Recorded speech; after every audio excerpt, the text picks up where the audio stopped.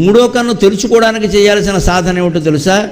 మొట్టమొదటి సాధన, అందరము ఈ భ్రూమధ్యంలో బొట్టు పెట్టాలి. ఖచ్చితంగా కుంకం బొట్టో తిలకం బొట్టో పెడితే ఆ మూడో కన్ను తెరుచుకోవాలి. అందుకోసం సాధన చేయాలనే విషయం తెలుస్తుంది. నేను చెప్పిన మాట మీద నమ్మకం ఉంటే, ఈ మూడో కన్ను జ్ఞాననేత్రం అనే నమ్మకం ఉంటే బొట్టు పెట్టుకోవాలి ఖచ్చితంగా. బొట్టు లేని మొహం చూడలేమంటారు, అందుకే చూడొద్దని కాదు. ముందు పిల్లలకి అది అలవాటు చేయాలి. బళ్ళోకి వెళ్ళే పిల్లలకి ముందు బొట్టు పెట్టుకున్నావా అని అడగాలమ్మ. అది ఇవాళ పెట్టుకుందుకు మొహమాట పడుతున్నారండి. మగపిల్లలు కాదమ్మా, ఆడపిల్లలు కూడా. అంత అవమానం ఎందుకండి?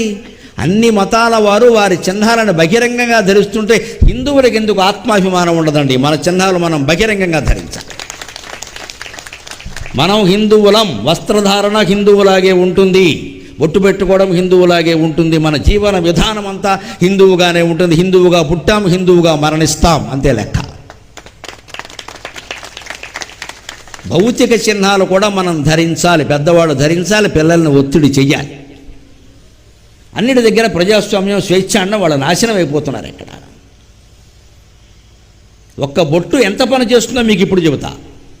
రోజు అద్దం దగ్గర నిలబడినప్పుడు బొట్టు పెట్టుకుని తిన్నగా ఉందా లేదా, సరిగ్గా ఉంది, దీనికోసం కాదమ్మా. ఇది ఆజ్ఞాచక్రం కదా. ఆజ్ఞాచక్రాంతరాళస్థ రుద్రగ్రంథి విభేదిని.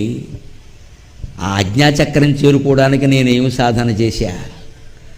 నిన్న అయింది, మొన్న అయింది, జీవితంలో 30 ఏళ్ళయ్యాయి, 40 ఏళ్ళయ్యాయి, 50 ఏళ్ళయ్యాయి, రోజు బొట్టు పెట్టుకుంటున్నా. ఏం చేశా? బొట్టెట్టుకోవడమేనా?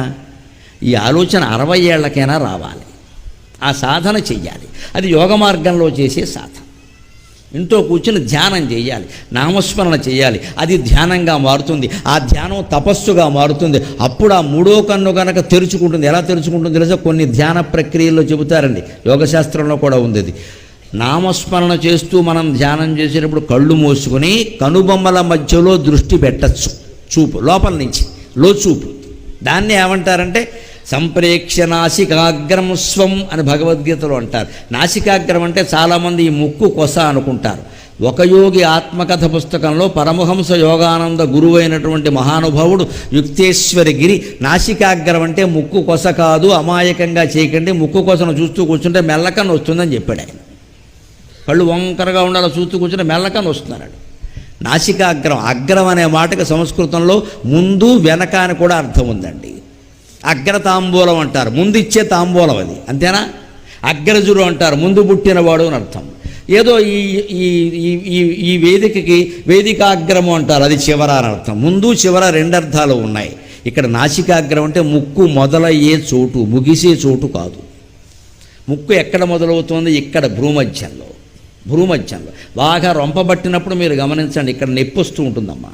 ఎందుకంటే ఎగబీల్చడం ద్వారా నొప్పి వచ్చేస్తుంది. దానికి అక్కడ ఉంది కనెక్షన్, ఇక్కడ ఉంది. ఇక్కడ అంటే ఆ నాసికాగ్రం అంటే ఈ భ్రూమధ్య ప్రదేశం. సంప్రేక్ష నాసికాగ్రం కళ్ళు మూసుకుని అలా మనస్సులో శివనామాన్ని జపిస్తూ పెదవులు కదలకుండా ఆ లోపల చూపు కనుక భ్రూమధ్యంలో పెడితే అక్కడ ఎర్రటి కాంతి ఏడాదికి కాదు, 2 ఏళ్లకు కాదు, 10 ఏళ్లకైనా కనపడుతుంది. అది మూడో కన్ను తెరుచుకోవడం.